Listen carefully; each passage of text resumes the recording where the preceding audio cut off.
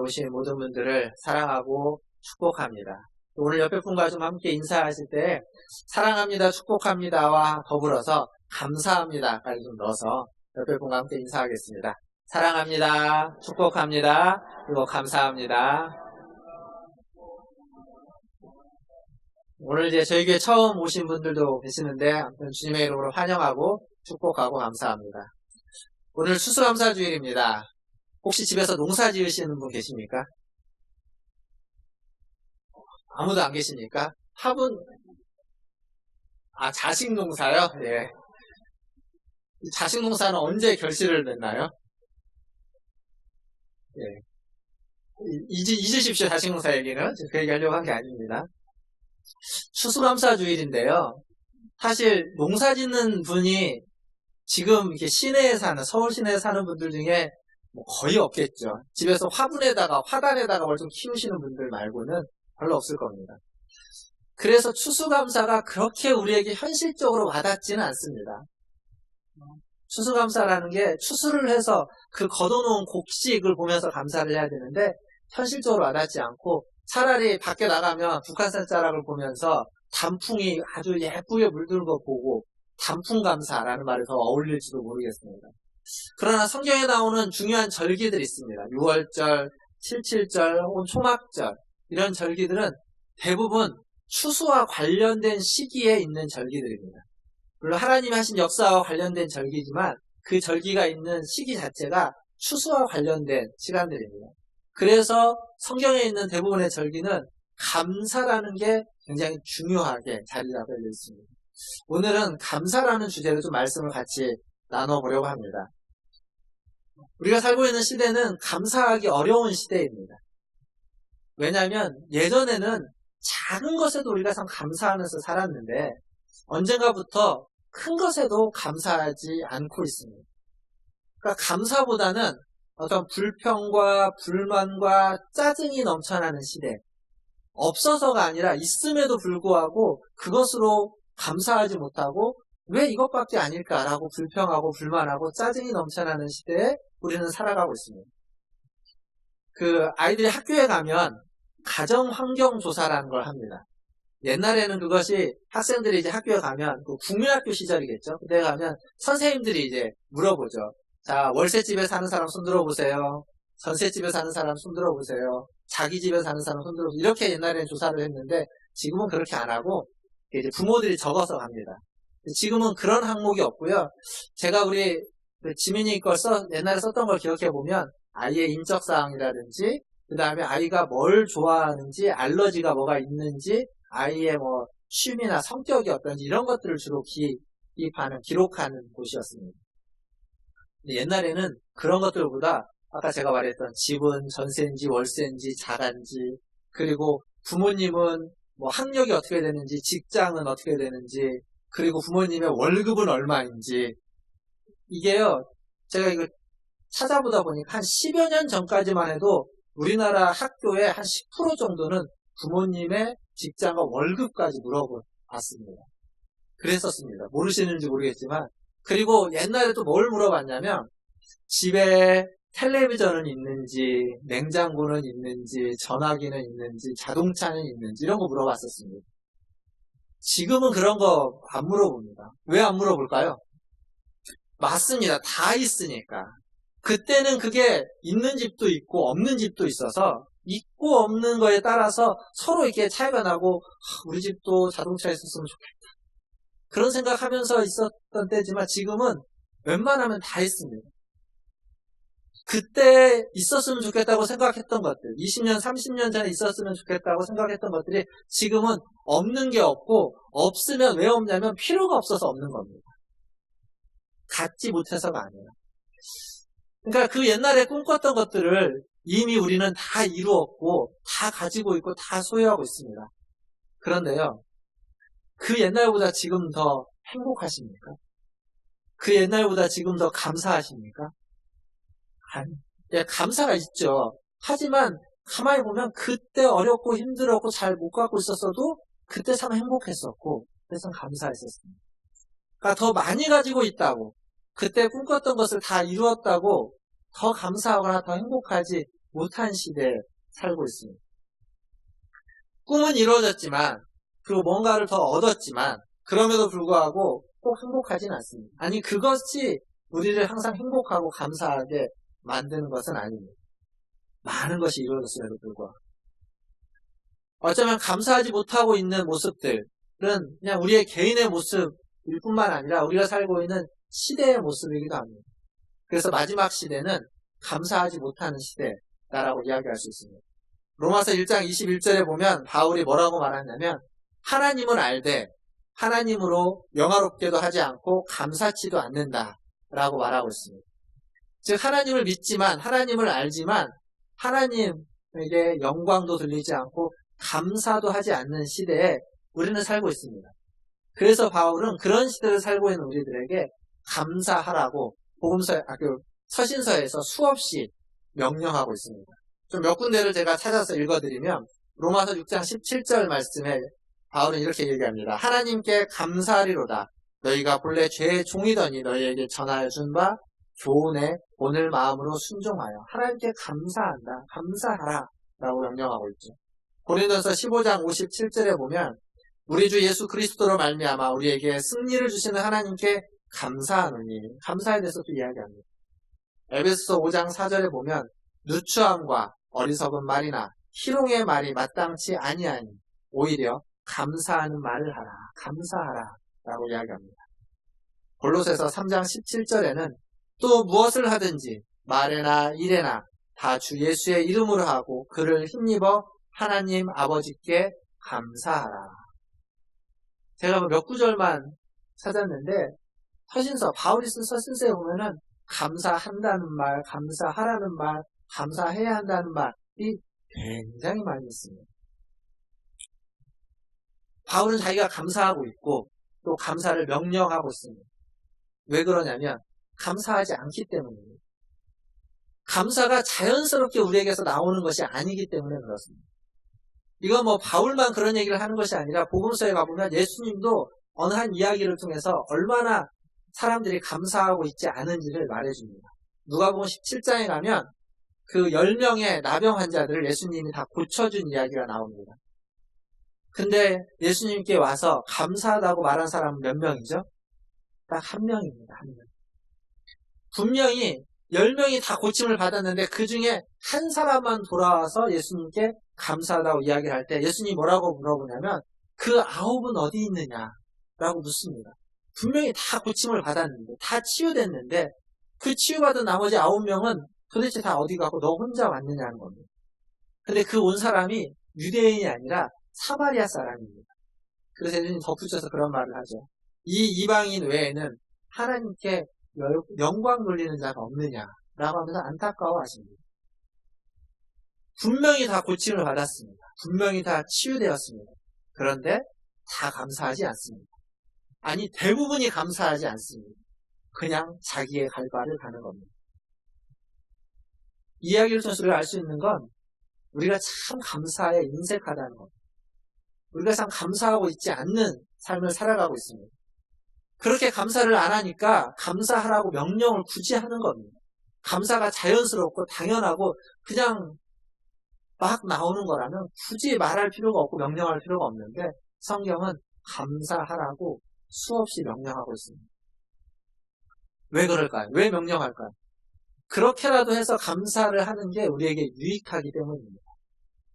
하나님이 감사를 받고 싶어서 우리의 옆구리를 쿡쿡 찔러가면서 감사하라고 하는 것이 아니라 옆구리를 쿡쿡 찌르기는 하지만 그렇게 옆구리를 찔러서 감사하는 것이 우리에게 유익하기 때문입니다. 하나님이 좋아서 하나님이 필요해서가 아니라.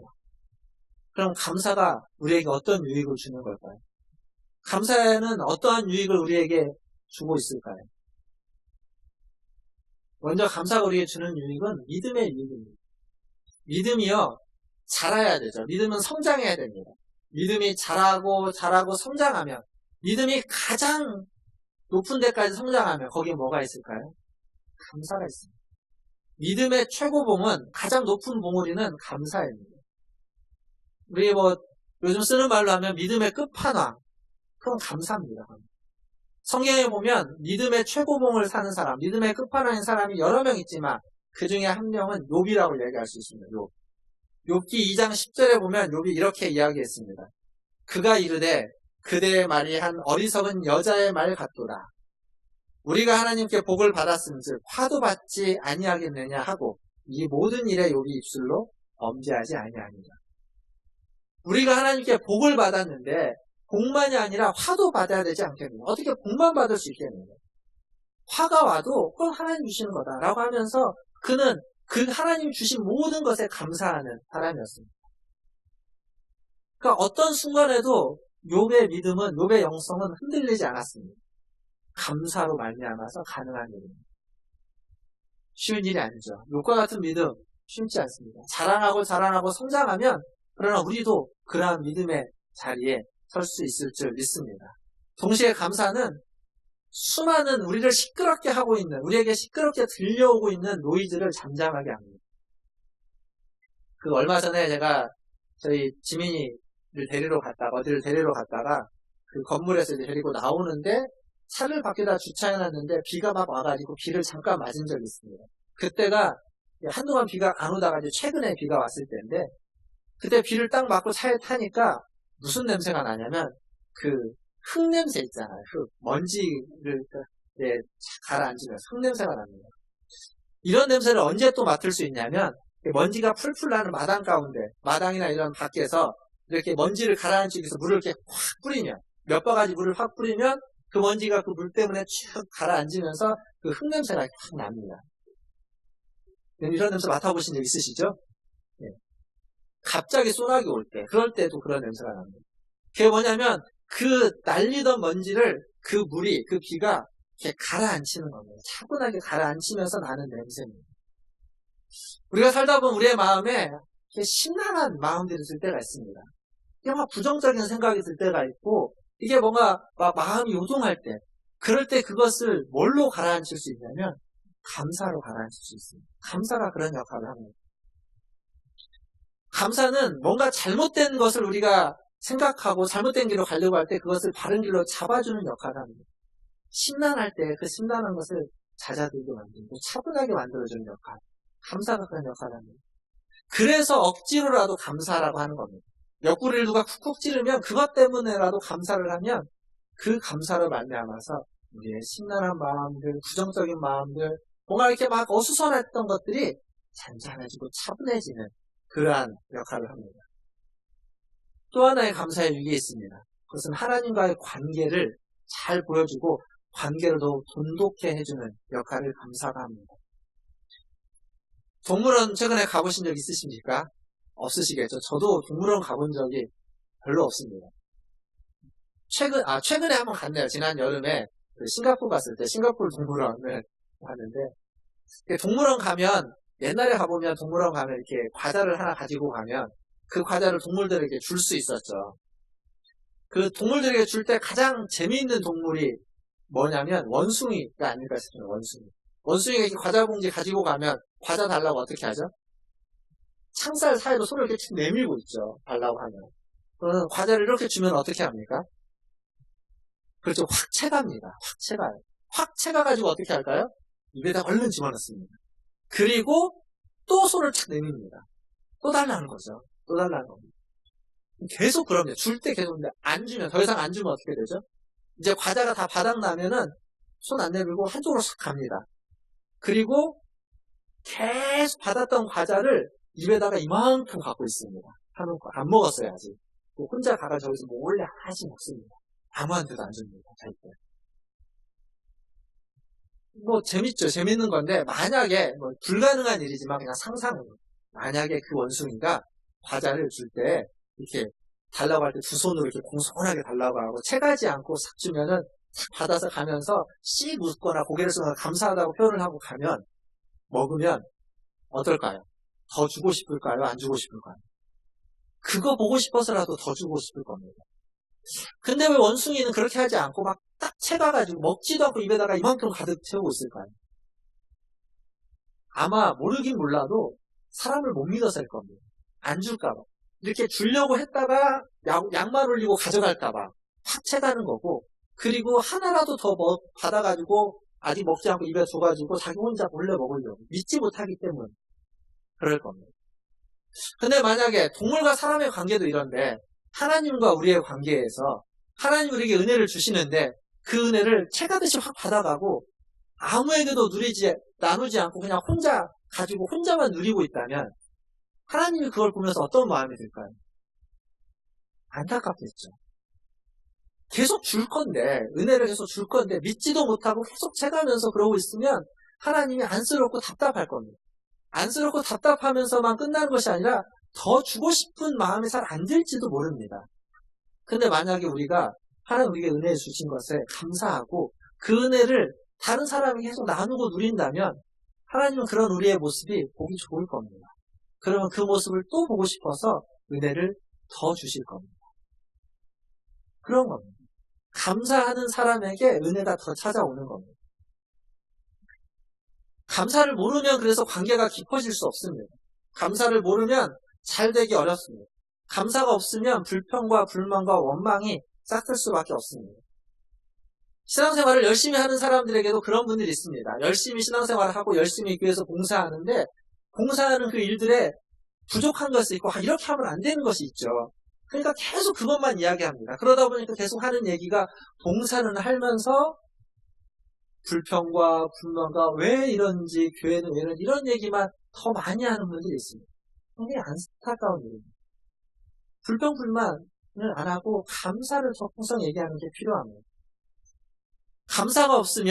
감사가 없다 보면 우리는 스스로 그것 자체가 스스로 벌을 받는 것하고 똑같지 않을까요? 많은 것들 감사할 것들이 있는데 감사하지 않는 우리의 마음 속에 불평과 불만이 있는 마음, 그렇게 감사하지 못함으로 말미암아 하나님과 관계가 더 멀어지는 우리의 모습. 사실 우리에게 주신 은혜가 큰데 은혜가 많은데 그걸 다 잊어버리고 놓쳐버리고 있는 우리의 모습은 아닐까 생각합니다. 사람이 그렇습니다. 사람이요, 이렇게 옛날을 생각하지 못합니다. 아까 그 가정환경 조사서 얘기를 했지만 그때 생각해보면 지금 감사하지 않을 게 없고 감사할 것이 훨씬 더 많음에도 불구하고 그러지 않습니다.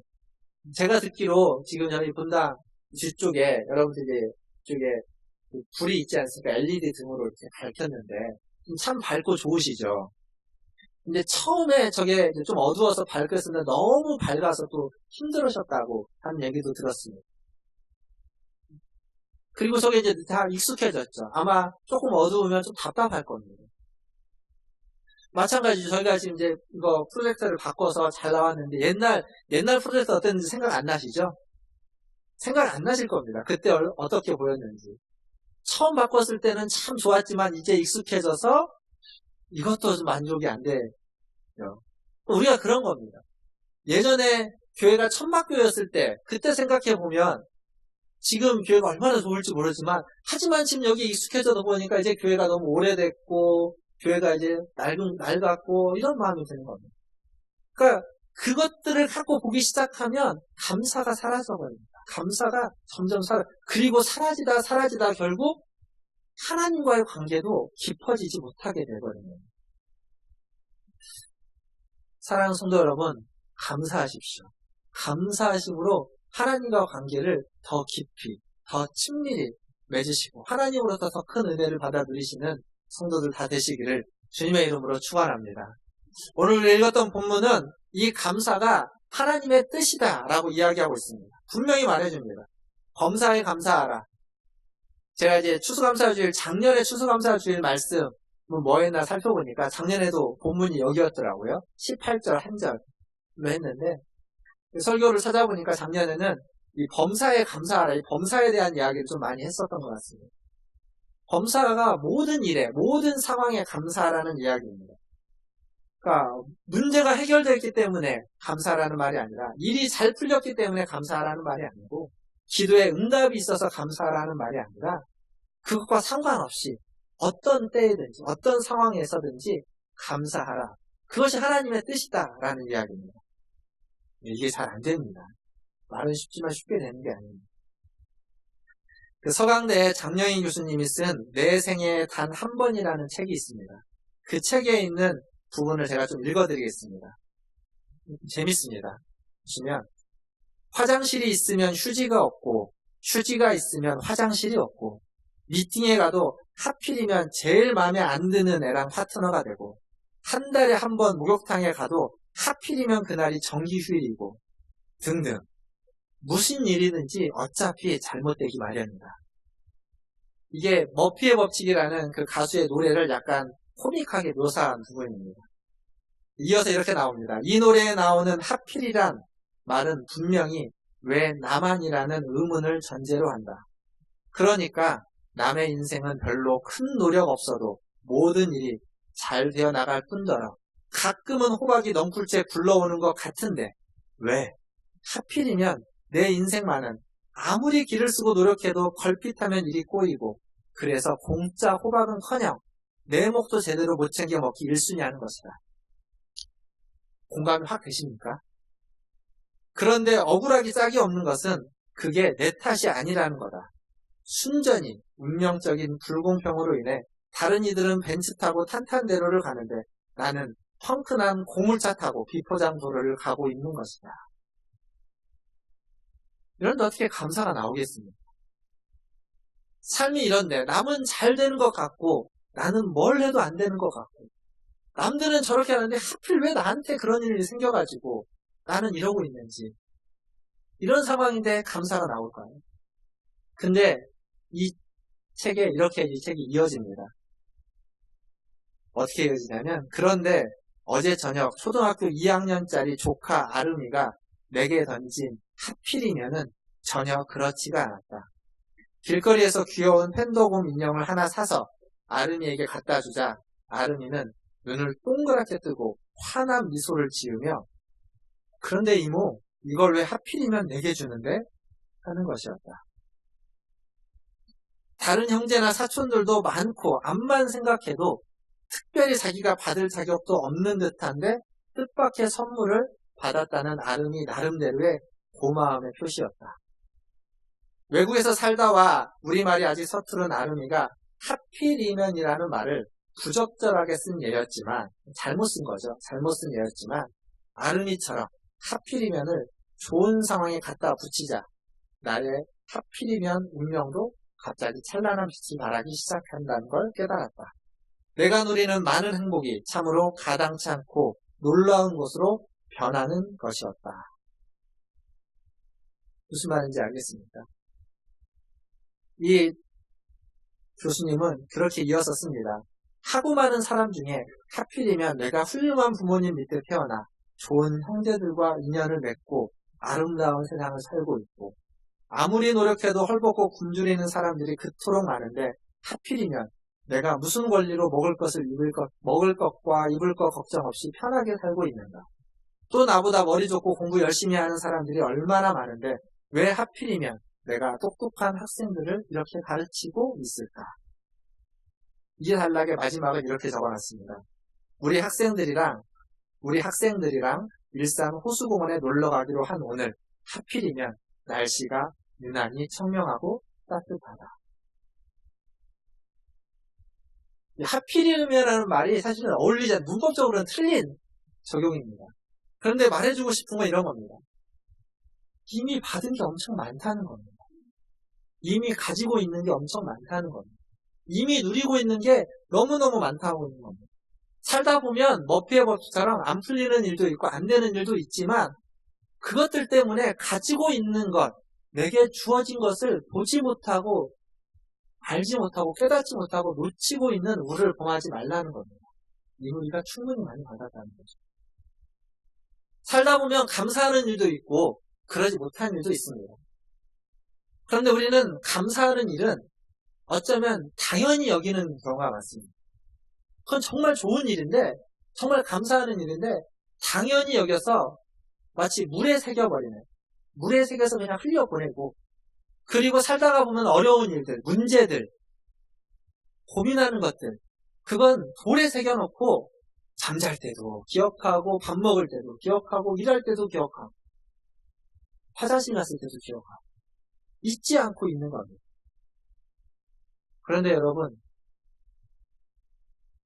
어려운 문제, 고민되는 문제 그게 많을까요? 아니면 우리에게 주어진 은혜가 많을까요? 그렇죠. 그런 겁니다. 분명 우리에게 문제가 있습니다. 어려움이 있습니다. 근데 그건 한두 가지고 하나님 주신 은혜는 수만 가지입니다. 그런데 우리는 그 한두 가지의 문제는 돌에 새겨 기억하고 수만 가지 은혜는 물에 새겨서 다 흘려보냅니다. 오늘 추수감사주일입니다. 이걸 좀 바꾸십시오. 이걸 좀 바꿔서 수만 가지 은혜는 돌에 새겨 기억하고 한두 가지 문제, 아니 문제가 한두 가지가 아닐지도 모릅니다. 서너 가지일 수도 있고 대여섯 가지가 넘을지도 모릅니다. 근데 그건 물에 새겨서 흘려보내십시오. 반드시 문제가 있지만, 반드시 어려움이 있지만 돌에 새기지 말고 물에 새기면 그건 다 지나가는 것들입니다. 흘러가는 것들입니다.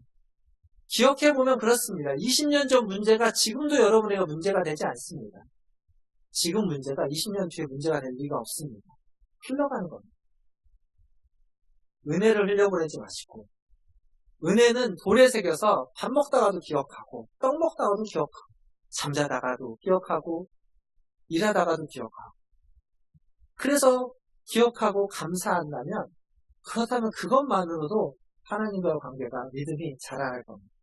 더불어서 하나님께만 감사하지 말고 여러분의 아내에게, 여러분의 남편에게, 그리고 여러분의 자녀들에게, 여러분에게 부모님에게 서로에게 감사하고 고맙다고 이야기하면 문제는 여전히 있을 겁니다. 어렵고 힘든 시간이 우리에게 있을 겁니다. 그렇지만 그 문제를 살아가고 있는, 이 시대를 살아가고 있는 우리의 삶은 조금은 달라져 있을 겁니다. 감사하고 고맙다고 이야기하고 사랑한다고 고백하며 말입니다. 말씀을 맺으면서 예수 믿고 사는 게 뭘까요? 예수 믿고 사는 건 감사하고 행복하고, 문제가 없어서 감사하고 행복하고 기뻐하는 것이 아니라 여전히 문제가 있지만 하나님이 주신 은혜를 기억하고 그것을 감사하는 겁니다. 그것 때문에 즐거워하고 그것 때문에 웃는 겁니다. 여러분 깔깔거리면서 웃어본 적이 언제십니까? 큰 소리 내서 웃어본 적이 언제십니까? 지금 웃어보라고 하면 우리가 웃을 수 있을까요? 한번 웃어볼까요? 해볼까요? 말까요? 네, 웃어도 이렇게 우는 겁니다. 이 정도 웃음이죠. 방금 웃으신 것처럼. 저희 그 둘째 아들, 둘째 있죠, 태민이 웃는 소리 들어보셨습니까? 걔 웃으면요, 정말 깔깔거리면서 웃습니다. 이게, 정말 이렇게, 웃음이, 뱃속 깊은 데서 올라오는 것 같은 흉내를 못 내겠습니다. 하도 그렇게 웃으면 웃지 말라고 하거든요. 이렇게 너무 웃으니까요. 근데 그런 기쁨이 우리에게 없습니다. 사라져버려 있죠. 오늘 이 추수감사 주일에 그렇게 좀 깔깔거리면서 웃을 수 있는 기쁨. 우리가 이미 이제 애들이 아니니까 그렇게 못하더라도 정말 기쁨을 좀 우리가 누릴 수 있는, 만끽할 수 있는 오늘 하루가 되면 좋겠습니다. 그동안 잊고 살았는데, 오랫동안 잊고 살았는데 추수감사 주일을 맞이해서 하나님이 우리에게 주신, 나에게 주신 한 가지 은혜를 좀 기억하면서 하나님께 감사하고 하나님께 좋다고 이야기하고 참 좋다고 말하고 좀 웃고 즐거워하고 기뻐하는 그러한 하루가 되면 좋겠습니다. 고민거리가 있으시죠? 염려거리가 있으시죠? 그건요, 지금 오늘 안 해도 됩니다. 그건 뒤로 다 밀어놓고 일주일 뒤에도 여전히 고민거리로 거기 있을 겁니다. 안 없어집니다. 걱정하지 않아도 됩니다. 그리고 그건 내버려 두시고 그냥 오늘 하루만큼은, 그리고 이번 주 한 주만큼, 지난주 한 주 동안 감사의 고백을 적어보라고 하셨는데 또 이번 주 한 주 동안도 마찬가지로 감사하고 하나님께 감사하다고 이야기하고 기뻐하고 즐거워하는 그러한 한 주를 좀 보내실 수 있기를. 고민과 염려는 뒤로 다 밀어놨다가 일주일 뒤에 그때부터 고민하시고 염려하시고 걱정하시고 감사하고 기뻐하는 오늘 하루와 이번 한 주가 또 되시는 우리 성도님들 되기를 주님의 이름으로 축원합니다. 기도하겠습니다.